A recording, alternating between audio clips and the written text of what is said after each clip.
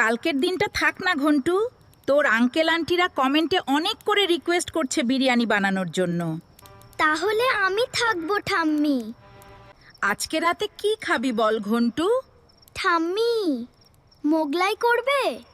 আচ্ছা বাবা, তাই হবে। আজকে মোগলাই বানাবো, চলো। চলো ঠাম্মি। চলো তাহলে মোগলাইয়ের প্রস্তুতি পর্ব শুরু করা যাক। প্রথমে বাটিতে ময়দা নিয়ে নাও।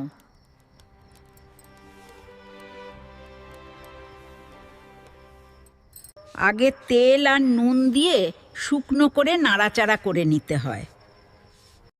এবার অল্প অল্প করে জল দিয়ে ময়দাটা ভালো করে নরম নরম করে মাখতে হবে।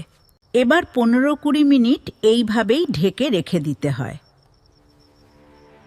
একটি খালি পাত্রে প্রথমে ডিমটা ফাটিয়ে নেব।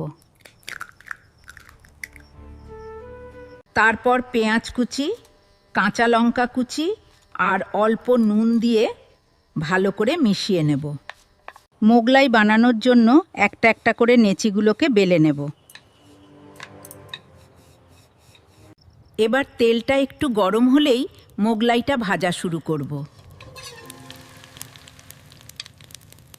রুটিটা তেলে দিয়ে উপরের ডিমের মিক্সচারটা দেব, দিয়ে এইভাবে ভাঁজ করে নেব। দেখছো কি সুন্দর লাল হয়ে ফুলে উঠেছে।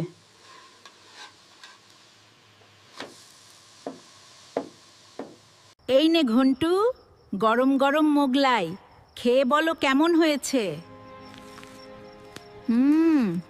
আমার ঠাম্মি বানিয়েছে, খেতে তো ভালো হবেই।